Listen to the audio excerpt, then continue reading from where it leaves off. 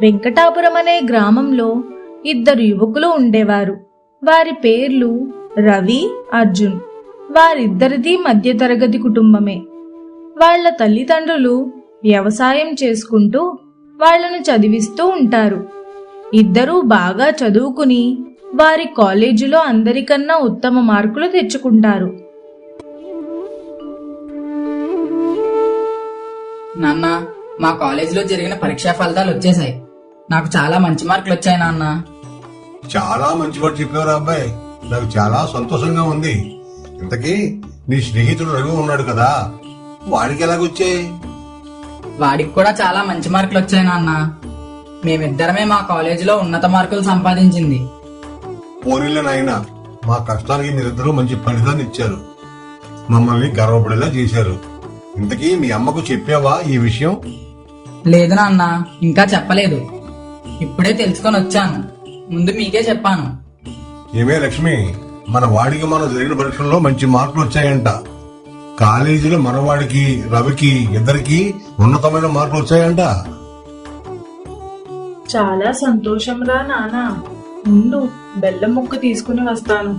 మంచి మాట చెప్పావు కదా. సరే అమ్మా. నాన్న, ఇంకో వారం రోజుల్లో మా కాలేజీలో క్యాంపస్ ఇంటర్వ్యూలు జరుగుతాయి. అందులో గనక నేను ఎంపికైతే నాకు పట్నంలో మంచి ఉద్యోగం వస్తుంది. పోనీలే నాయనా, అలా వస్తే నువ్వన్నా ఈ మధ్యాహ్నం నుంచి కాస్త బయటపడతావు. అవునరా నాన్న, నీకు మంచి ఉద్యోగం రావాలని ఆ దేవుడికి దండం పెట్టుకుంటాను. అర్జున్ వాళ్ళ ఇంట్లో చాలా సంతోషంగా ఉంటారు. ఇదిలా ఉండగా మరోవైపు రవి కూడా వాళ్ళ తల్లిదండ్రులకు తనకు వచ్చిన మార్కుల గురించి చెప్తాడు. నాన్న, మొన్న జరిగిన పరీక్షా ఫలితాలు వచ్చేసాయి. నాకు చాలా మంచి మార్కులు వచ్చాయి నాన్న. అలాగే నా స్నేహితుడు అర్జున్కు కూడా మంచి మార్కులు వచ్చాయి. మేమిద్దరం మొత్తం మా కాలేజీలోనే ఉన్నత మార్కులు తెచ్చుకున్నాం. చాలా సంతోషం నాయనా. నీ కష్టానికి తగ్గ ఫలితం దక్కింది. అవునండి, చాలా కష్టపడి చదివాడు. పరీక్ష సమయంలో అయితే రాత్రులు అసలు పడుకునేవాడే కాదు. అలా చదువుతూనే ఉండేవాడు. వాడి కష్టానికి తగ్గ మార్కులే వచ్చాయి. అవును సీత, వాడి కష్టానికి తగ్గట్టే వచ్చాయి మార్కులు. చాలా సంతోషంగా ఉంది నాకు. అవునండి, ఇప్పుడు ఊర్లో అందరికీ చెప్పుకుంటాను, నా కొడుకు కాలేజీలోనే ఫస్ట్ వచ్చాడని. చాలా సంతోషంగా ఉంది. అలా కొద్దిసేపటికి సుబ్బారావు బయటకు వస్తాడు. ఊర్లో వెళ్తూ ఉండగా రామయ్య ఎదురుపడతాడు. ఏమండి సుబ్బారావు గారు, ఆగండి ఆగండి. రామయ్య గారు, మీ దగ్గరికే వద్దామనుకుంటున్నానండి. అవునా అండి, మావాడు ఇప్పుడే పరీక్ష ఫలితాల గురించి చెప్పాడు. చాలా సంతోషంగా ఉందండి. మీ వాడికి కూడా బాగా వచ్చాయండి కదా మార్కులు? అవునండి, ఇందాకే చెప్పాడు. వాడికి అర్జున్కి ఇద్దరికి కాలేజీలో ఫస్ట్ వచ్చిందని. నాకు చాలా సంతోషంగా ఉందండి. అవునండి, ఇప్పుడు ఊళ్ళో అందరూ వీళ్ళ గురించి చెప్పుకుంటున్నారు. ఇదంతా వింటుంటే చాలా గర్వంగా ఉంది. వారిద్దరూ పడిన కష్టానికి తగిన ఫలితం దక్కిందండి. అవునండి, ఇంకా వారం రోజుల్లో క్యాంపస్ సెలక్షన్ ఉన్నాయంట. అందులో మంచి ఉద్యోగం వస్తే ఇంకా వీళ్ళు వెనకకి తిరిగి చూసుకోక్కర్లేదు. క్యాంపస్ సెలక్షన్స్ ఏంటండి? అయ్యో, మీ వాడు మీకు చెప్పలేదా? ఇంకో వారం రోజుల్లో వీళ్ళ కాలేజీలో క్యాంపస్ ఇంటర్వ్యూలు జరుగుతాయంట. అందులో కనుక మన వాడు సెలక్షన్ అయితే పట్నంలో మంచి ఉద్యోగం వస్తారు. లేదండి రామయ్య గారు, మా వాడు అలాంటిది ఏమీ చెప్పలేదు నాకు. కేవలం మార్కుల గురించి మాత్రమే చెప్పాడు. మీ వాడు ఉద్యోగం తెచ్చుకొని సరాసరి వచ్చి చెబుదామని అనుకుని ఉన్నాడేమో. మిమ్మల్ని ఇంకా సంతోష పెట్టడానికి నేనే ముందు చెప్పేశాను. అదే అయి ఉంటుందిలేండి. అలా వాళ్ళిద్దరూ మాట్లాడుకుంటూ ఉంటారు. సాయంత్రం అయ్యేసరికి సుబ్బారావు రవికి ఇష్టమైన స్వీట్లు తీసుకుని వస్తాడు. సీత, ఈ స్వీట్లు రవికి పెట్టు, వాడికి ఇష్టం కదా. ఉండండి, పిలుస్తాను. ఒరే రవి, ఒరే రవి, ఇలా రారా. వస్తున్నానమ్మా. అమ్మా చెప్పు, ఏంటి పిలిచావు?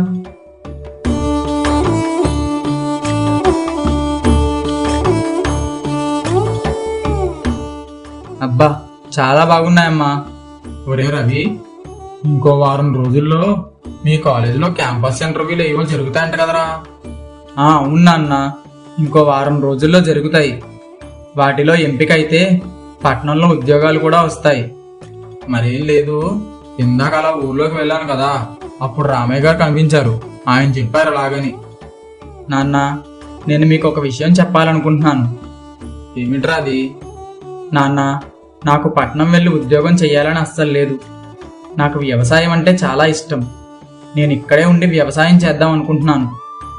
అదేమిట్రా అలా అంటున్నావు? నిన్నింత కష్టపడి చదివించింది నువ్వు సుఖపడతావనే కదా. పట్నంలో మంచి ఉద్యోగం చేసుకోకుండా వ్యవసాయం అది ఎందుకు నీకు చెప్పు?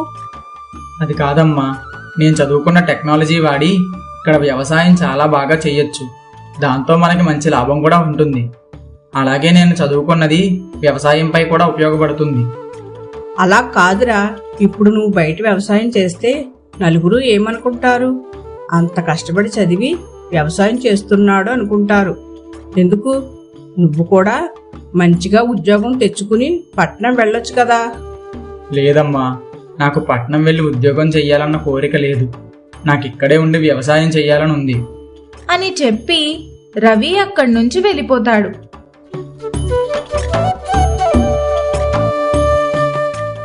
తర్వాత సీతమ్మ బాధపడుతూ సుబ్బారావుతో ఇలా అంటుంది. ఏంటండి వీడు ఇలా అంటున్నాడు? అంత కష్టపడి చదివి వ్యవసాయం చేస్తానంటున్నాడేమిటి? ఇన్ని రోజులు మన దగ్గర ఉన్నాడు కదా, ఒక్కసారే మనల్ని వదిలేసి వెళ్ళాలంటే ఏదో అలా అనిపించి ఉంటుంది. అందుకే అలా అంటున్నాడు. రేపు వాళ్ళు లేచాక ఒకసారి మాట్లాడదాంలే. ఏమోనండి, వాడు ఇలాగా ఆలోచించి వాడి జీవితాన్ని పాడు చేసుకుంటాడేమని భయంగా ఉంది. అలా ఏం కాదులే సీత, రేపు వాడితో మాట్లాడదామంటున్నాను కదా.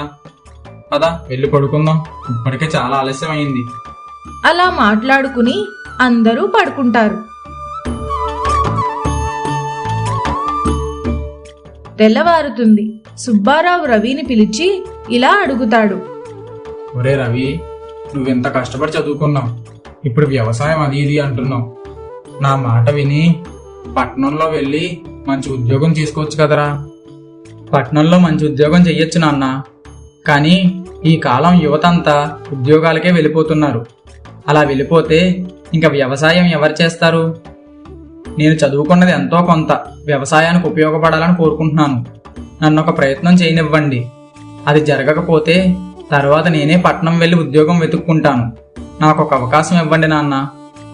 సర్లేరా, నీకు నచ్చినట్లే చెయ్యి అని చెప్పి సుబ్బారావు పొలం దగ్గరకు బయలుదేరుతాడు.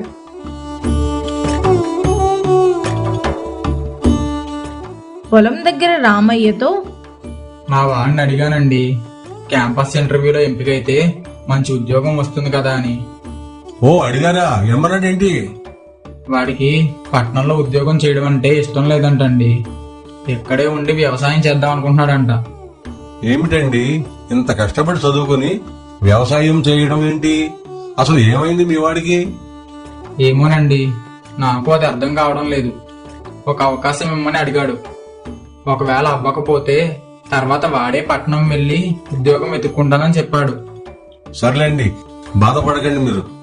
అలా మాట్లాడుకుని ఎవరు పనులు వాళ్ళు చేసుకుని సాయంత్రం ఎవరింటికి వాళ్ళు బయలుదేరతారు. రే అర్జున్, రఘు గారికి ఏమైందిరా? పట్టణంలో ఉద్యోగం చేయడం ఇష్టం లేదని చెప్తున్నాడంట వాళ్ళ అమ్మకి నాన్నకి. అవునా? నాకేమీ తెలియదు నాన్న. వాడు నాకేం చెప్పలేదు. ఇందాక వాళ్ళ నాన్న పొలం దగ్గర బాధపడుతున్నాడు. వాడి పట్టణంలో ఉద్యోగం చేయడం ఇష్టం లేదంట, ఇక్కడే ఉండి వ్యవసాయం చేసుకుంటాడంట. లేదు నాన్న, నాకేం చెప్పలేదు. వాడితో నేను వెళ్ళి మాట్లాడొస్తాను రేపు పొద్దున్న.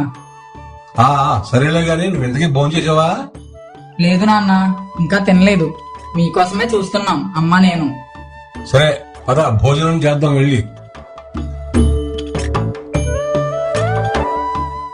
మరుసటి రోజు ఉదయాన్నే అర్జున్ రవి దగ్గరకు వెళ్తాడు. ఎరా రవి, ఏమైంది నీకు? పట్నంలో ఉద్యోగం చేయనని చెప్తున్నావంట. అవునరా, నాకు పట్నంలో ఉద్యోగం చెయ్యాలని ఏమాత్రం లేదు. నాకు ఇక్కడే ఉండి వ్యవసాయం చెయ్యాలని ఉంది. అదేమిట్రా అలా అంటావు? మనం ఎంత కష్టపడి చదువుకున్నది వ్యవసాయం చేయడానికా? లేదురా, నేను చదువుకున్నది ఇక్కడ వ్యవసాయానికి ఉపయోగపడుతుంటే పట్నం వచ్చి ఏం చేయను? రవి, ఒకసారి ఆలోచించు. మీ అమ్మా నాన్న కూడా బాధపడతారు కదా. దీనిలో బాధపడడానికి ఏముందిరా? అందరూ పట్టణాల్లో ఉద్యోగాలు చేస్తే మరి మనం తినడానికి వ్యవసాయం ఎవరు చేస్తారు? ఇంక నువ్వు ఎవరి మాట వినేలాగా లేవు. సరే, నీ ఇష్టం, నేను వెళ్తున్నాను. రేపొద్దున్న కాలేజీలో క్యాంపస్ ఇంటర్వ్యూలు ఉన్నాయి కదా, వాటికి ప్రిపేర్ అవ్వాలి. సరేరా, ఆల్ ది బెస్ట్. అర్జున్కి పట్టణంలో ఒక ఉద్యోగం వస్తుంది. అర్జున్ పట్టణం వెళ్ళిపోతాడు. రవి మాత్రం తన ఊర్లోనే ఉండి వ్యవసాయం చేయడానికి మొత్తం అన్ని సమకూర్చుకుంటూ ఉంటాడు. నాన్న, నేను రేపటి నుంచి వ్యవసాయం మొదలు పెడదాం అనుకుంటున్నాను. సరేరా, కానీ వ్యవసాయం గురించి అంతా తెలుసా మరి నీకు? నేను కాలేజీలో చదువుతున్నప్పటి నుంచి దీని మీద బాగా పరిశోధన చేశాను నాన్న. ఇప్పుడు వాటిని అమలు చేయడమే ఆలస్యం. అసలు నువ్వు చదువుకుంది ఎలా ఉపయోగపడుతుందిరా? నాకు అర్థం కాలేదు. జీపీఎస్ మ్యాపింగ్ ద్వారా మన భూమి స్థితిని తెలుసుకోవచ్చు. డ్రిప్ ఇరిగేషన్, స్ప్రింక్లర్ సిస్టమ్ ఉపయోగించడం, ఆటోమేటిక్ నీటి పరుగుల పద్ధతులు, డ్రోన్ల ద్వారా ఎరువులు చల్లడం, కంబైన్ హార్వెస్టింగ్ చేయడం, మొబైల్ యాప్స్ ద్వారా పంట స్థితిని తెలుసుకోవడం, ఇంకా అలాగే సూర్యకాంతిని విద్యుత్గా మార్చే పరికరాలను సోలార్ ప్యానెల్స్ అంటారు. ఈ విద్యుత్తును వ్యవసాయ పనుల్లో ఉపయోగిస్తారు నాన్న. ఇంకలా చాలా ఉన్నాయి. ఓహో, అవునా? నీ ఆలోచనలు బాగున్నాయిరా. అలాగే చెయ్యి. నీకేమన్నా సాయం కావాలన్నా నన్ను అడుగు, నేను చేస్తాను. సరేనా? సరే నాన్న. అలా రవి తన టెక్నాలజీని ఉపయోగించి వ్యవసాయం మొదలు పెడతాడు. పంట చాలా నాణ్యతగా పండిస్తాడు. పంట దిగుబడి కూడా ఎక్కువగానే వస్తుంది. అలా ఒక సంవత్సరం గడుస్తుంది. రవి రోజురోజుకి తన వ్యాపారాన్ని అభివృద్ధి చేసుకుంటూ ఉంటాడు. అలాగే కొత్త తరం పిల్లలకు తన అనుభవాలని పంచుకుని వ్యవసాయం మీద ఆసక్తి పుట్టేలా చేస్తూ ఉంటాడు. వాళ్ళు కూడా రవి దగ్గర వ్యవసాయం గురించి నేర్చుకుంటూ ఉంటారు. ఇక మరోవైపు అర్జున్ తీవ్రమైన ఉద్యోగ ఒత్తిడిని ఎదుర్కొంటూ ఉంటాడు. అతని బాస్ వరుసగా టార్గెట్లు ఇస్తూ ఉండడంతో అతను బానిసలా పనిచేస్తున్నట్టు అనిపించేది. జీవితంలో ఆనందమనే మాటే లేకుండా పోయింది. దీనికి తోడు నగరంలో ఖర్చులు చాలా ఎక్కువగా ఉండటం, అతని జీతం వాటికే సరిపోవడం అతన్ని ఇంకా ఇబ్బందులకు గురిచేశాయి.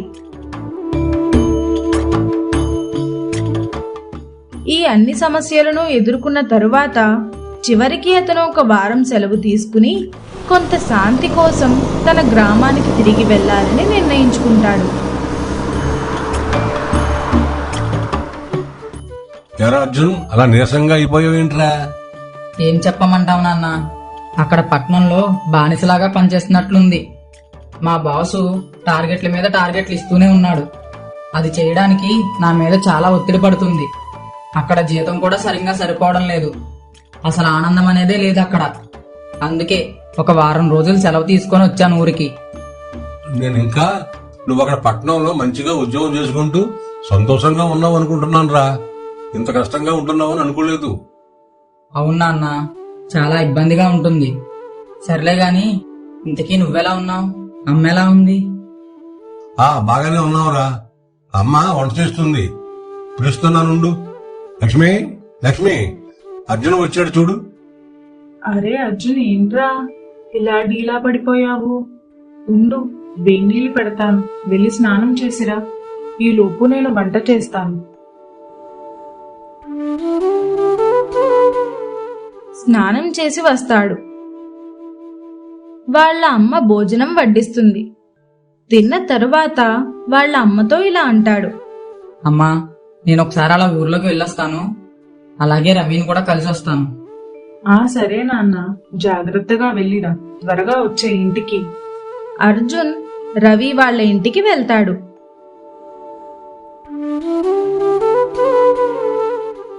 ఒరే రవి, ఒరే రవి. ఒరే అర్జున్, ఎప్పుడొచ్చారో పట్నం నుంచి? ఇదేనా రావడం? అవునరా, ఇందాకే వచ్చాను. ఎలా ఉన్నావు? అమ్మా నాన్న ఎలా ఉన్నారు? బాగున్నాం రా అందరం. నువ్వెలా ఉన్నావు? మనిషి బాగా నీరసంగా కనిపిస్తున్నావు. ఏమైంది? అంతా బాగానే ఉందా? ఏం చెప్పమంటావురా, పట్నం పట్నం అనుకుని వెళ్ళాను, కానీ అక్కడ ఖర్చులు చాలా ఎక్కువ. నాకు వచ్చే జీతం అంతా ఖర్చులకే సరిపోతుంది. పైగా మా బాస్ టార్గెట్ల మీద టార్గెట్లు ఇస్తూ నా మీద ఒత్తిడి బాగా పెంచేశాడు. ఇంకేం చెయ్యాలో తెలియక ఒక వారం రోజులు సెలవు తీసుకుని వచ్చాను. ఓ అవునా? ఇంతకీ నీ వ్యవసాయం ఎలా సాగుతుంది? అంతా బాగానే ఉందా? అయ్యో, నీకు చూపించలేదు కదా, రా చూపిస్తాను. ఇద్దరు స్నేహితులు పొలం దగ్గరికి వెళ్తారు. అక్కడ 2 ట్రాక్టర్లు కనిపిస్తున్నాయి కదా, వాటితో ముందు పొలాన్నంతా దున్నుతాం. తర్వాత ఈ డ్రోన్ల ద్వారా విత్తనాలు అవి చల్లుతాం. తర్వాత ఈ సోలార్ ప్యానెల్స్ ఉన్నాయి కదా, వీటితో సూర్యకాంతిని తీసుకొని దాన్ని విద్యుత్ కాంతిగా మార్చి వాటితో నీటి సరఫరాది చేస్తాం. అలాగే ఈ డ్రోన్ సహాయంతో మనం ఎరువులు కూడా జల్లవచ్చు. అలాగే కంబైన్ హార్వెస్టింగ్ కూడా మొదలు పెట్టాను. ఒకేసారి 2 పంటలు పండుతాయి. దాంతో మన మట్టి కూడా సారవంతంగా ఉంటుంది. అలాగే ఈ సీసీ కెమెరాలు ఉన్నాయి కదా, వీటిని మన మొబైల్కి కనెక్ట్ చేసుకొని మొత్తం పంటనంతా గమనించవచ్చు. భలే ఉందిరా, నీ టెక్నాలజీ అంతా ఉపయోగించి వ్యవసాయం బాగానే చేశావు. చాలా బాగుంది. మన కాలేజీలో చదువుకునే పిల్లలు ఉన్నారు కదా, వారు కూడా ఆసక్తి చూపిస్తున్నారు వ్యవసాయం మీద. మొన్ననే ఒక 5 పిల్లలు వచ్చి మొత్తం వ్యవసాయం గురించి అంతా తెలుసుకుని వెళ్ళారు. నేటి తరం పిల్లలు దీని మీద ఆసక్తి చూపించడం చాలా సంతోషంగా ఉంది నాకు. అవునరా, చాలా మంచి విషయం. ఈనాడు ఉద్యోగాలు చేసినా కూడా అంతేం బాగుండడం లేదు. ఉద్యోగాలు ఎప్పుడు పీకేస్తున్నారో కూడా తెలియట్లేదు. ఇప్పుడు నా పరిస్థితి కూడా అంతే. మా నాన్న నన్ను కష్టపడి చదివించారు. ఉన్న పొలం అమ్మి నన్ను పట్నం పంపించారు. ఇప్పుడు చూస్తే నా పరిస్థితి ఏమీ బాగోలేదు. నాకేం చేయాలో అర్థం కావట్లేదు. మరి ఎలాగరా, ఏం చేద్దాం అనుకుంటున్నావు? ఏమోరా, పట్నంలో అయితే ఉద్యోగం చేయలేకపోతున్నాను. నీకు అభ్యంతరం లేకపోతే నీ సమస్యకు నా దగ్గర ఒక పరిష్కారం ఉంది. నువ్వు కూడా వ్యవసాయం చేయడం ప్రారంభించు. అలా చేస్తే నువ్వు నీ స్వగ్రామంలోనే ఉండి జీవించగలవు. అలాగే లాభాలు కూడా సంపాదించగలవు. నాకు కూడా ఒక సాఫ్ట్వేర్ డెవలపర్ అవసరం ఉంది. నాకు ఒక అప్లికేషన్ తయారు చేయడానికి. ఆ అప్లికేషన్ ద్వారా నేను మార్కెటింగ్ చేయాలనుకుంటున్నాను. అలాగే వ్యవసాయం మీద ఆసక్తి ఉన్న విద్యార్థులను హైర్ చేసుకోవచ్చు. ఇంకా ఈ తరం పిల్లలందరికీ వ్యవసాయం మీద ఆసక్తి కలిగేలాగా వారిని ప్రోత్సహించవచ్చు. వ్యవసాయం ద్వారా కూడా డబ్బులు సంపాదించవచ్చని వారికి అర్థమయ్యేలా చెప్పవచ్చు. నువ్వేమంటావురా? నువ్వు చెప్పింది చాలా బాగుందిరా. ఒకసారి నేను నాన్న దగ్గరికి వెళ్ళి నాన్నకు ఒక మాట చెప్పి చూస్తాను. సరేరా, వెళ్ళిరా. మనం రేపొద్దున మాట్లాడుకుందాం. వెళ్ళి విశ్రాంతి తీసుకో. అసలే ప్రయాణం చేసి వచ్చావు. సరేరా, రేపు కలుద్దాం అని చెప్పి అర్జున్ ఇంటికి వెళ్తాడు. ఇంటికి వెళ్ళి జరిగిందంతా వాళ్ళ నాన్నకు చెప్తాడు. మరుసటి రోజు ఉదయం రవి దగ్గరకు వెళ్తాడు. అరే రవి, నాన్నకు కూడా ఈ ఆలోచన నచ్చిందిరా. నాన్న కూడా సరే అన్నారు. ఎలాగో నేను పట్నంలో ఉండి అన్ని బాధలు పడే కంటే ఇక్కడే ఉండి ఏదోటి చేసుకో అన్నారు. చాలా మంచి మాట చెప్పావురా. ఇక నుంచి మన ఇద్దరం కలిసి వ్యవసాయం చేద్దాం. సరేరా.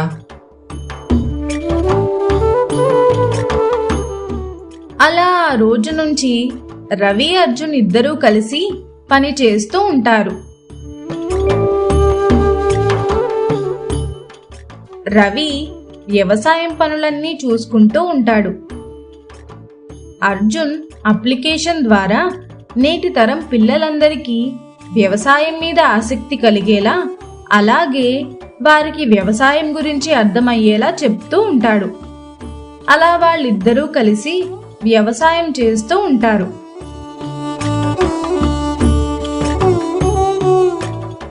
చదువు ఉద్యోగం కోసం మాత్రమే కాదు, నేలకి విలువ చేకూర్చడానికి కూడా ఉపయోగపడాలి. విజ్ఞానంతో కలిసిన వ్యవసాయం రైతును విజయవంతుడిగా మారుస్తుంది.